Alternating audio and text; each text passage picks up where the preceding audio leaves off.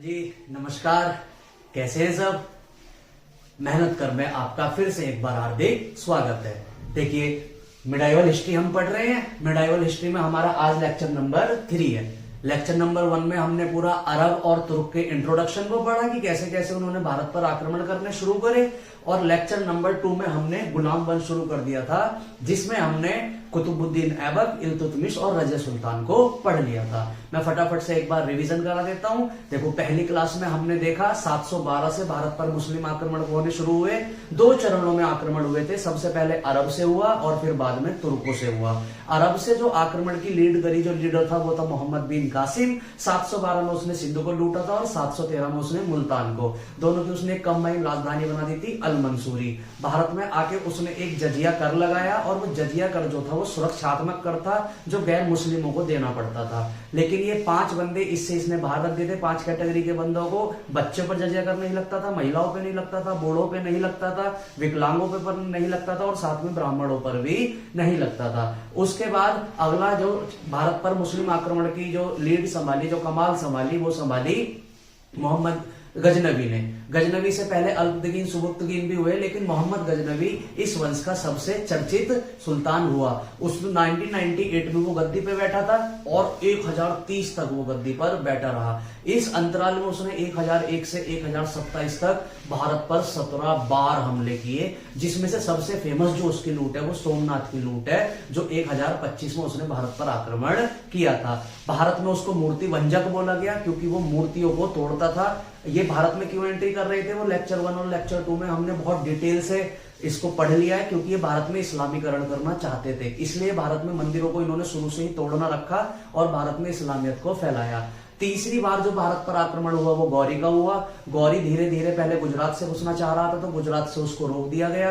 तो धीरे धीरे उसने पंजाब लाहौर वाला एरिया जीतना शुरू करा, और वहां से जब वो चौहानों की सीमाओं में घुसने की उसने कोशिश करी तो पृथ्वीराज चौहान से उसका पंगा हुआ। पहले तराइन के युद्ध में पृथ्वीराज चौहान जीत गया था। दूसरे तराइन के युद्ध में जयचंद्र ने क्योंकि मोहम्मद गौरी की मदद करी थी तो पृथ्वीराज चौहान हार गया। तो 1192 के तराइन के दूसरे युद्ध में पृथ्वीराज चौहान हार जाता है। फिर 1194 में चंदावर के युद्ध में जयचंद्र भी हार जाता है। लेकिन 1206 में मोहम्मद गौरी की जब मौत हो जाती है, मृत्यु हो जाती है, खोकर जाती है उसे लड़ते हुए, तो 1206 में उसका जो गुलाम होता है कुतुबुद्दीन ऐबक, वो भारत में आके गुलाम वंश की स्थापना कर देता है। फिर कुतुबुद्दीन ऐबक को हमने पढ़ना शुरू किया। उसको 3 उपाधि दी गई थी। कुरान खान बोला गया क्योंकि वो कुरान का पूरा ज्ञाता था। लाख बख्श बोला गया क्योंकि लाखों रुपए का दान करता था। हातिम बोला गया क्योंकि वो गरीबों को बहुत ही ज्यादा मदद करता था, और गरीबों की मदद करने वाले को बोला जाता है हातिम। ठीक है। उसने देखो कुब्बतुल इस्लाम मस्जिद बनवाई। भारत में सबसे पहली मस्जिद कुतुबुद्दीन ऐबक ने ही मरवाई कह रहा हूं।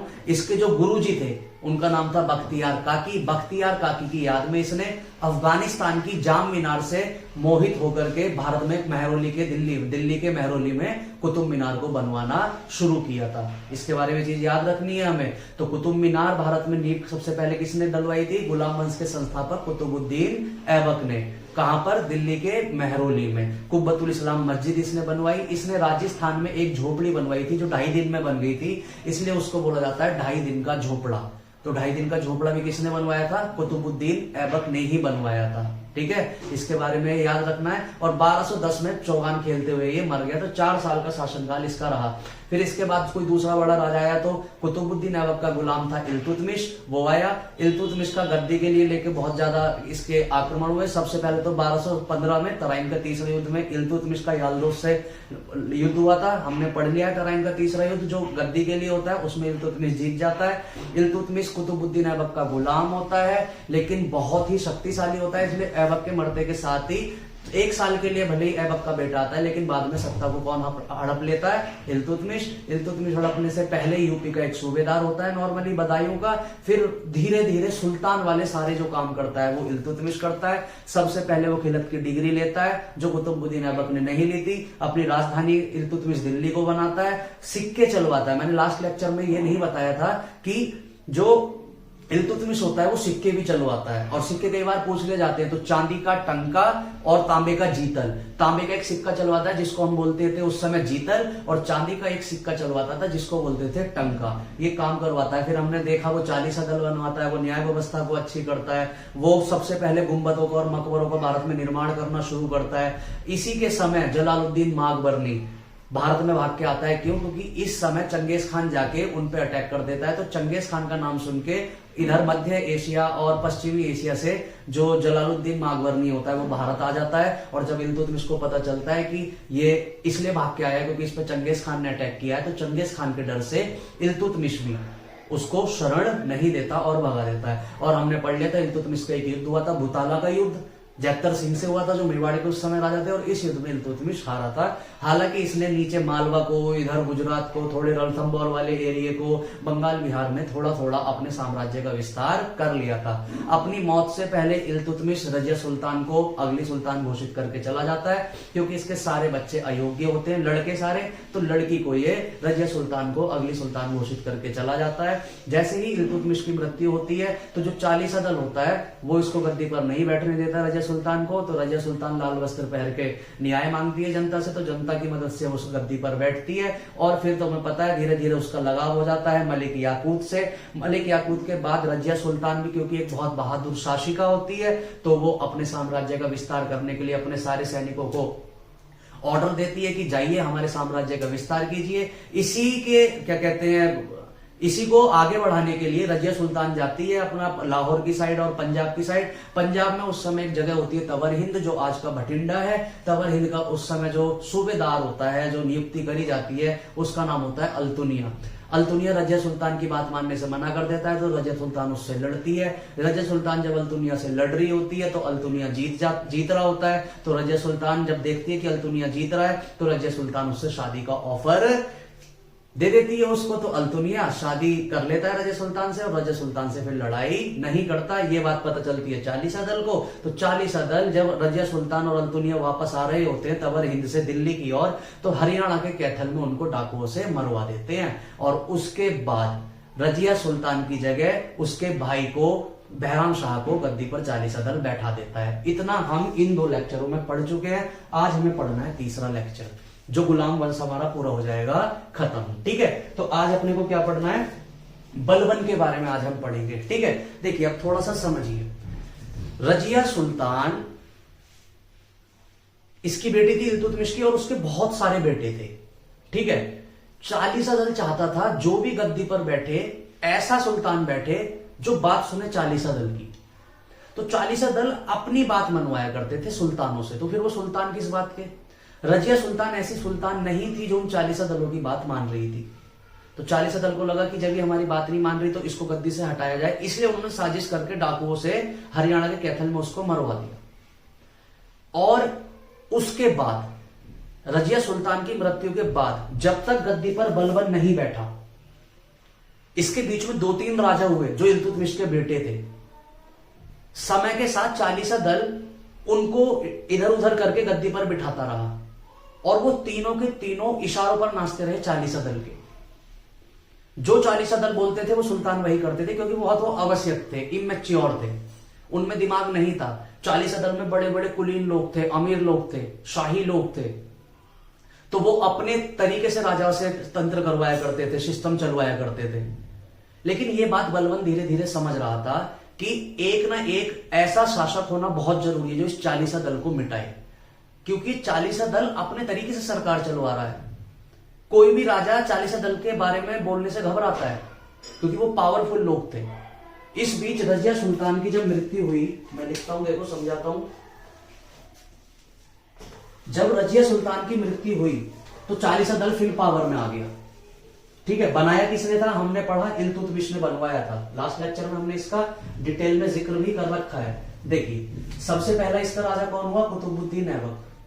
ठीक है, ऐबक के बाद कुछ समय के लिए आराम शाह आया, 1 साल के लिए, लेकिन आराम शाह को मार के गद्दी पर बैठ गया इल्तुतमिश।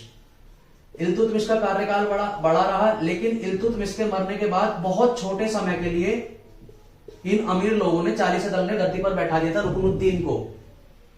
तो रुकनुद्दीन एक लगभग मुश्किल से मुश्किल 3-4 महीने गद्दी पर बैठा। इतने रजिया सुल्तान ने लोगों से मदद मांगी और लोगों की मदद से रुकनुद्दीन को हरा के गद्दी पर भी बैठ गई रजिया सुल्तान। अगर आप टाइमलाइन देखेंगे तो हम जानते हैं 1206 से 1210 तक गद्दी पर बैठा। ये 1210 से 1211 सिर्फ एक साल ही बैठा, लेकिन ये 1211 से 1236 तक बैठा था। ये सिर्फ 1236 से 1236 तक ही बैठा रहा। इसको बहुत जल्दी इसी साल में हटा के और 1240 तक गद्दी पर जो बैठी वो बैठी रजिया सुल्तान। देखिए रजिया सुल्तान का कार्यकाल कितना छोटा है, सिर्फ 4 साल का है। क्यों? क्योंकि चालीसा दल इसको मरवाना चाहते थे कैसे भी, क्योंकि चालीसा दल की बात नहीं सुनती थी और 1240 में इसको मरवा दिया गया। और उसके बाद इल्तुतमिश का जो दूसरा बेटा था जिसका नाम था बहराम शाह, बहराम शाह, इन 40 तुर्क सरदारों ने सहमति से बहराम शाह को राजा बना दिया। ठीक है। और ये बहराम शाह बड़ा ही नौजवान, बेबुद्धि, बिल्कुल इमेच्योर था। तो इसकी की पूरी चाबी थी चालीसा दल के पास। तो अब चालीसा दल पूरा खुश था कि जैसा हम बोलेंगे वैसा ही ये करेगा। वो अमीर लोग थे और इसमें बिल्कुल बुद्धि नहीं थी। बहराम शाह के बाद नसरुद्दीन महमूद आया।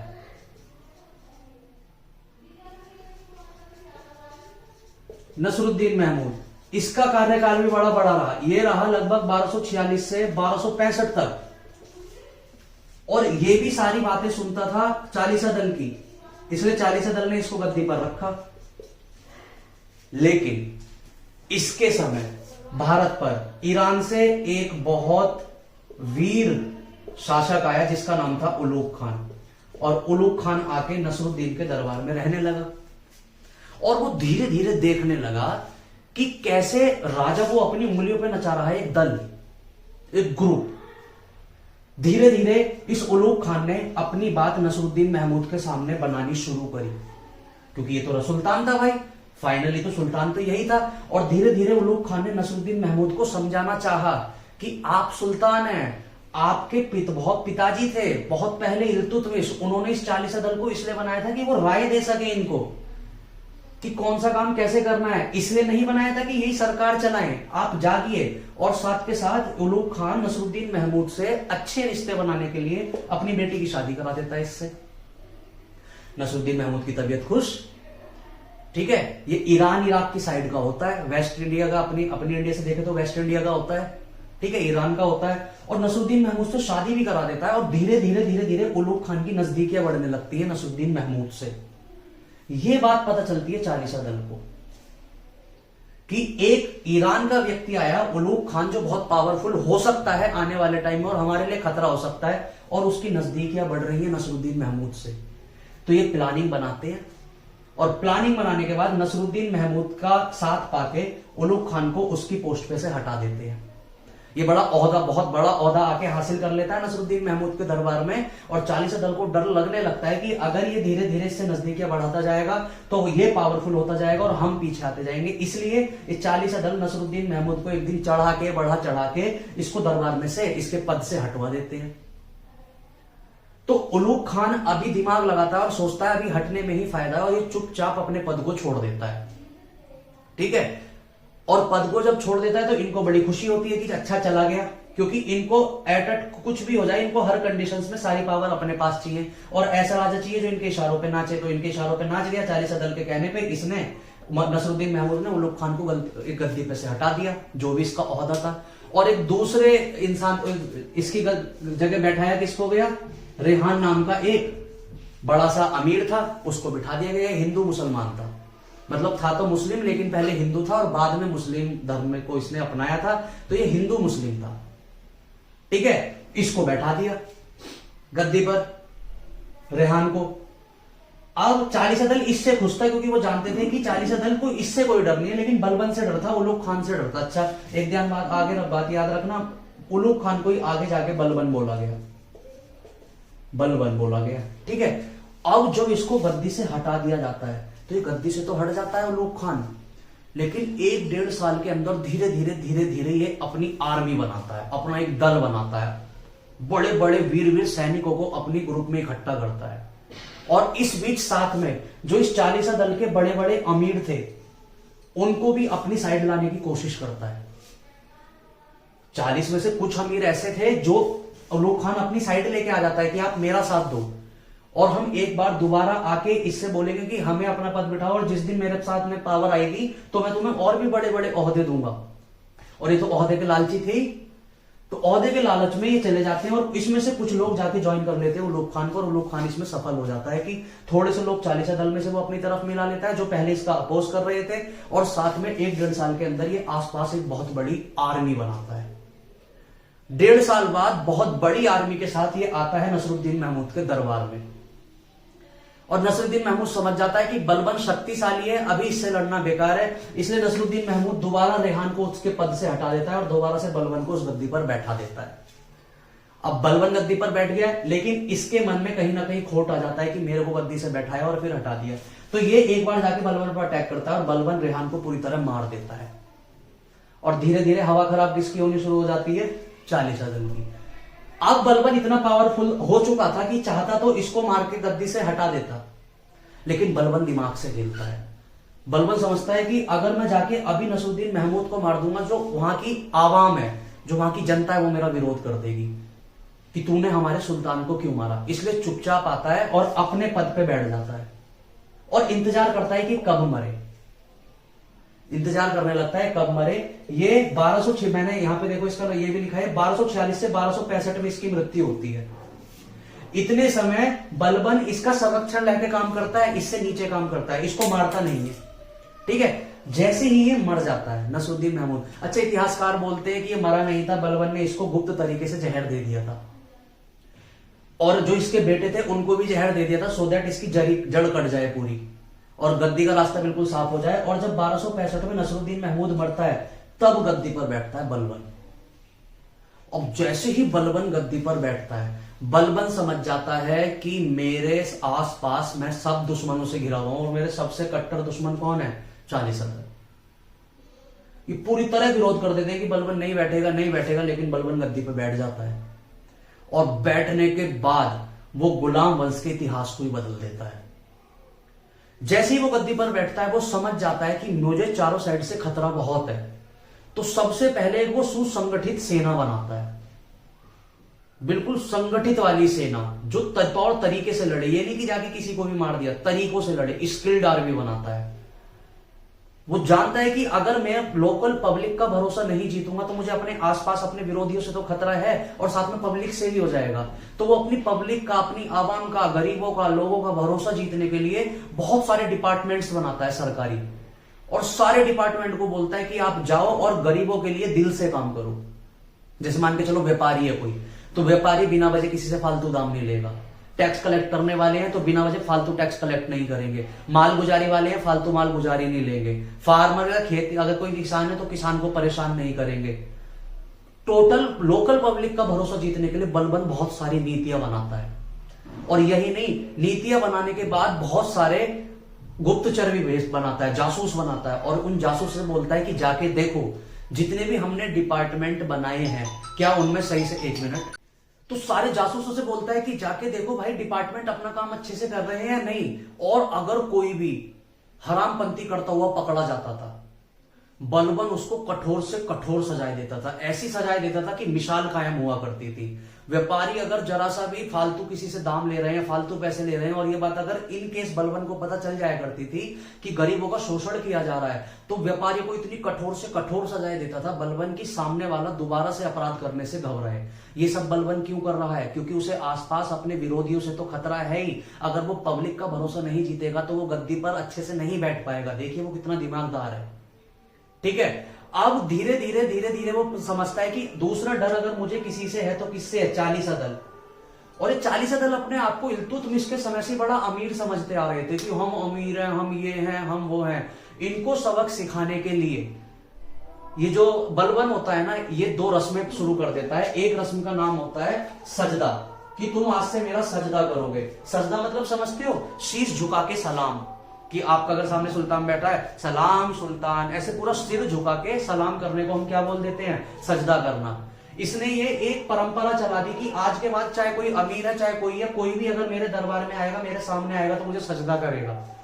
तो इनसे अमीरों की थोड़ी शान को थोड़ी ठेस पहुंचेगी, क्योंकि अपने आप को पूरा टाई बेल्ट चश्मा कोट वोट पहन के अपने आप को समझते थे कि हम ही है बस, और बलबन ने इन्हें सबक सिखाने के लिए इनको बोला तुम सजदा करोगे मेरे सामने, हो गए अपने लिए 40 अदल हो गए। और तो और साथ में एक और रस्म चलाई जिसको बोलते हैं पैबोस। पैबोस को बोलते हैं पैर छू के सजदा करना, शीश तो झुकाओगे साथ में मेरे पैर भी छुओगे। तो कई बार पूछा जाता है कि पैबोस और सजदा की रस्म भारत में किसने शुरू करी थी? ये रस्में बलबन ने। क्यों करी थी? इन 40 दल को सबक सिखाने के लिए, क्योंकि पिछले 30-40 साल से इन्होंने सबका जीना हराम कर रखा था, नाक में दम कर रखा था।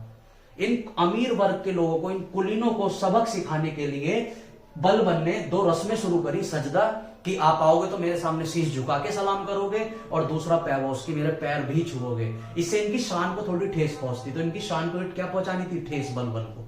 ठीक है, तो इनको भी ठीक कर देता है और इनके प्रभाव को बलबन पूरी तरह बिल्कुल खत्म कर देता है, पूरी तरह। इससे पहले हमने देखा बहराम शाह के समय, नसरुद्दीन के शाह समय, इसके रजिया सुल्तान के समय, रुकनुद्दीन के समय, इल्तुतमिश के समय, ये बहुत पावर में रहते हैं और ये अपनी पावर का पूरा मिसयूज करते हैं, लेकिन बलबन इन्हें ठिकाने लगा देता है। तो बलबन सबसे पहले ये चीजें पढ़ी। अब देखिए बलबन को और क्या खतरा था। बलबन के समय पंजाब में आके बैठ चुके थे मंगोल। मंगोलों का हम पूरी तरह जिक्र लास्ट लेक्चर में भी कर चुके हैं। ये मंगोल के इस समय, हम जब इल्तुतमिश को पढ़ रहे थे तो हमने देखा मंगोलों की उस समय कमान संभाल रखी थी चंगेज खान ने। चंगेज खान अपने आप को खुला बोलता था खुदा का कहर, कि मैं खुदा का कहर हूं, जो मेरे सामने आएगा मारूंगा। वो तो बहुत अच्छा है कि कभी मंगोल पूरी तरह भारत में नहीं घुसे, ना जाने आज भारत का इतिहास क्या होता है। क्योंकि जहां भी वो गए हैं, वो रूस गए, उन्होंने रूस बर्बाद करा, वो भूमध्य सागर गए, उन्होंने भूमध्य सागर बर्बाद करा, मध्य एशिया गए, पूर्वी एशिया गए, जहां गए, चाइना गए, जहां भी गए, सबको उन्होंने बर्बाद कर दिया बुरी तरह। वो तो बहुत ठीक रहा कि सिंधु नदी, रावी नदी, ये झेलम नदी, ये नदियां ऐसी थी जिनको पार करके भारत आना पड़ता था, और नदियों को पार करने की वजह से चंगेज खान कभी भारत नहीं आया। ठीक है, मंगोल भारत आए लेकिन सिर्फ पंजाब के एरिया में ही सीमित रह गए। वो सेंट्रल दिल्ली पे कभी आक्रमण, आगे हम पढ़ेंगे अभी तैमूरलंग आएगा, लेकिन खास एक बार आता है तैमूरलंग, पूरी तरह दिल्ली को बर्बाद करके चला जाता है। ऐसे नहीं कि आके पूरे पे कब्जा ही कर लेता है, कब्जा कभी भी नहीं करता। ठीक है, तो बलबन के सामने दूसरी सबसे बड़ी समस्या क्या थी कि पंजाब में आके बैठ गए थे दिल्ली के जस्ट ऊपर मंगोल। इनके डर से बलबन कभी भी युद्ध लड़ने, लंबे युद्ध पे नहीं गया। सिर्फ एक जगह वो लंबी मुहिम चलाता है बंगाल पे, बाकी से वो छोटे छोटे युद्ध करता है। वो रणथंबोर जाता है, वो मेवाड़ जाता है, मेवाड़ से भी युद्ध करता है, वहां भी लगभग हारने की कगार पे ही रहता है। इसके समय युद्ध के मोटिव से इतनी समस्याएं पैदा हो जाती है कि दिल्ली चारों तरफ से घिर जाता है। ऊपर से घेर लेते हैं उसको मंगोल, इधर की साइड से घेर लेते हैं उसको मेवाड़ के लोग, नीचे से गुजरात मालवा भी अपने आप को स्वतंत्र होने की कोशिश करने लगते हैं। लेकिन बलबन कभी भी युद्ध लड़ने नहीं जाता। उसका रीजन होता है कि जैसे ही वो दिल्ली छोड़ के और कहीं युद्ध लड़ने जाएगा, तुरंत के तुरंत मंगोल और इधर से मेवाड़ उस पर हमला करके दिल्ली को कब्जा लेंगे। इसलिए युद्ध नीति में वो खास वो नहीं करता, लेकिन वो ऐसी ऐसी नीति बना देता है, दिल्ली वंश को इतना ऊपर लेके चला जाता है। हमने देखा वो 40 दल को समाप्त करता है जो इतने लंबे समय से गुलाम वंश के लिए चुनौती बने आ रहे थे। ठीक है, साथ में वो पैबोस की और साथ में क्या कहते हैं सजदाओं की रस्में चलवाता है। सैनिक डिपार्टमेंट को एक सुसंगठित सेना बना देता है, सो दैट उस पर कोई हमला करने से घबराए। ठीक है, अपनी मजबूत स्थिति करता है बलबन। लेकिन उसके बाद करते करते करते करते एक समय ऐसा आता है कि बलबन भी बूढ़ा होगा और 1286 में इसकी हो जाती है मृत्यु बलबन की। बलबन का पीरियड कब से कब तक रहेगा, एक बार देखो हम लिखते हैं।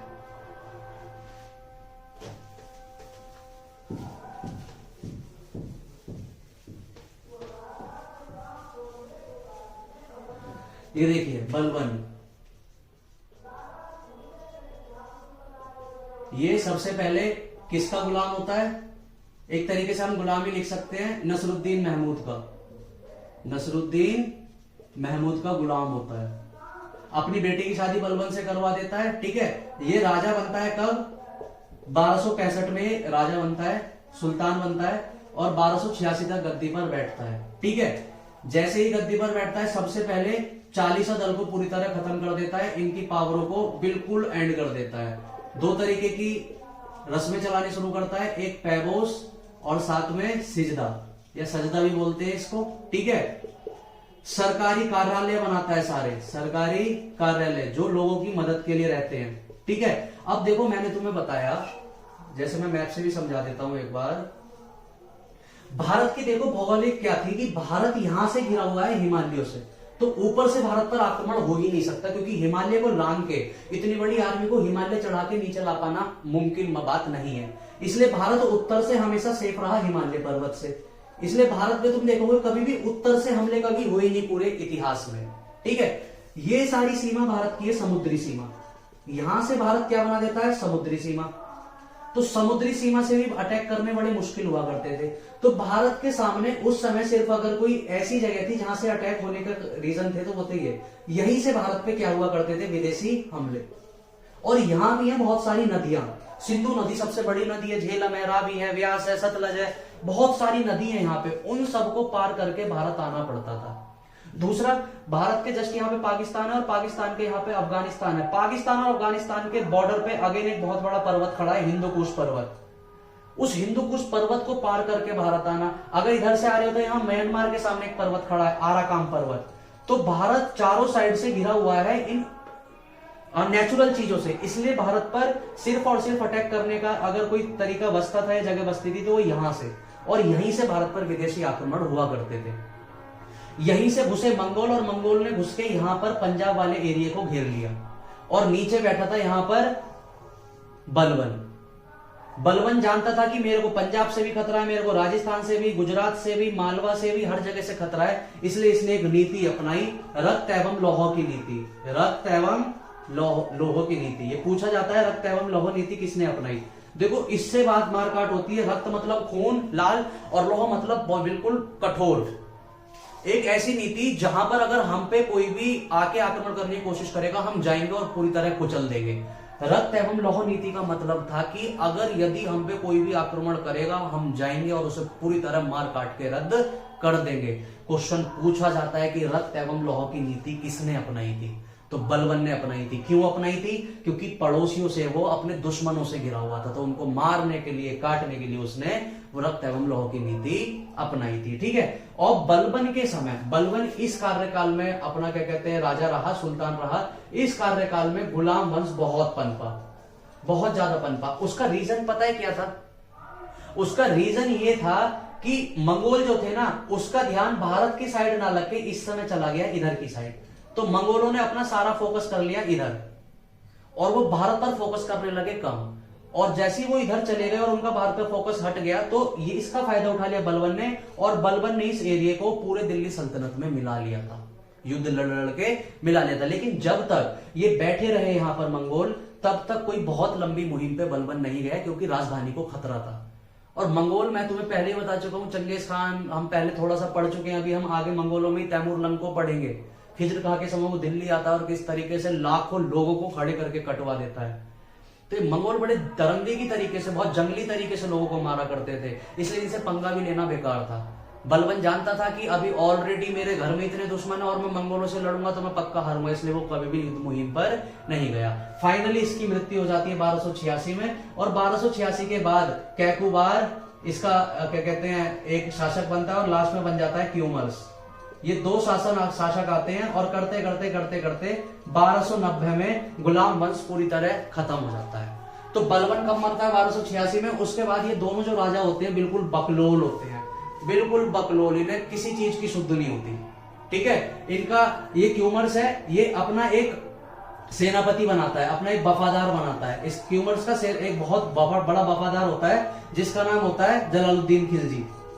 जलालुद्दीन खिलजी, जलालुद्दीन खिलजी देखता है कि यार ये बिल्कुल बकलोल है, क्या गद्दी पर बैठा है, क्यों ना मैं इसे मार काट के पूरे गुलाम वंश को खत्म करके अपने एक नए वंश की स्थापना कर दूं। तो मौका देख के जलालुद्दीन खिलजी इनको निपटा देता है, और पूरी तरीके से गुलाम वंश का हो जाता है एंड। और 1290 में एक नया वंश भारत में आता है दिल्ली सल्तनत का, जिसको बोलते हैं हम खिलजी वंश। ठीक है, तो गुलाम वंश में हमें मेनली सिर्फ 4 राजाओं के बारे में डिटेल में चीजें पता होनी चाहिए। सबसे पहला हमें कुतुबुद्दीन ऐबक के बारे में, दूसरा इल्तुतमिश के बारे में, तीसरा रजिया सुल्तान के बारे में, और चौथा बलबन के बारे में। ठीक है, अगर ये चारों राजाओं के बारे में हमें डिटेल में पता होगा तो हमारे गुलाम वंश से कोई भी क्वेश्चन छूटेगा नहीं। अब नेक्स्ट लेक्चर में हम पढ़ेंगे पूरा खिलजी वंश को। खिलजी वंश में जलालुद्दीन खिलजी बहुत छोटा है, महमूद खिलजी भी, कुतुबुद्दीन महमूद शाह खिलजी भी बहुत छोटे हैं। इसमें बीच में हमें जो पढ़ना है वो पढ़ना है अलाउद्दीन खिलजी को। उसने बहुत सारे युद्ध करे और उसने भारत में बहुत सारे सुधार करे। लेकिन गुलाम वंश में या पूरे दिल्ली सल्तनत को अगर एक व्यवस्थित तरीका, एक आगे कैसे हम और बढ़ सकते हैं, इसका अगर कोई आइडिया देके गया था तो वो देके गया था बलवन। कौन सी नीति से? रक्त एवं लौह की नीति से। और साथ में उसने क्या करा, जितने भी अमीर लोग थे उनको झुकाने के लिए कुछ रस्में बनाई, कुछ त्योहार बनाने शुरू करे, जिससे इन 40 दलों को पता चले कि सिर्फ तुम ही नहीं हो, फाइनली जो बॉस होता है वो सुल्तान ही होता है। ठीक है। साथ में उसने चंगेज इन मंगोलों के जाते के साथ ही बाकी सारे भारत को भी जीता। और अब गुलामों की जगह इतनी हो चुकी थी, इस गुलाम वंश की जगह इतनी हो चुकी थी कि ये अच्छे से शासन कर सकते थे और इनकी ठीक ठाक हवा भी भारत में मानी जाने लगी थी। ठीक है। तो सबसे पहले हमने इसको कुतुबुद्दीन ऐबक को गुलाम वंश में पढ़ा। कुतुबुद्दीन ऐबक के बाद आराम शाह आया, आराम शाह तुरंत चला गया, फिर इल्तुतमिश आया, फिर रुकनुद्दीन, फिर रजिया सुल्तान, फिर बहराम शाह, फिर नसरुद्दीन महमूद शाह, ये नसरुद्दीन महमूद आए, फिर उसके बाद बलबन आया, फिर कैकोबार और क्यूमर्स, और लास्ट में ये जो जलालुद्दीन खिलजी होते हैं ये इनको मार के गुलाम वंश की पूरी तरीके से खात्मा कर देते हैं और एक नए वंश की स्थापना करते हैं जिसका नाम होता है खिलजी वंश। ठीक है। आपको आशा करता हूँ सारी चीजें समझ आई होंगी। अच्छे से पढ़ते लिखते रहना, साथ में नोट्स जरूर बनाना। नोट्स बनाते हैं तो उससे फिर जब पढ़ते हैं तो सारी चीजें दोबारा रिकॉल हो जाती हैं। ठीक है। चलिए, धन्यवाद।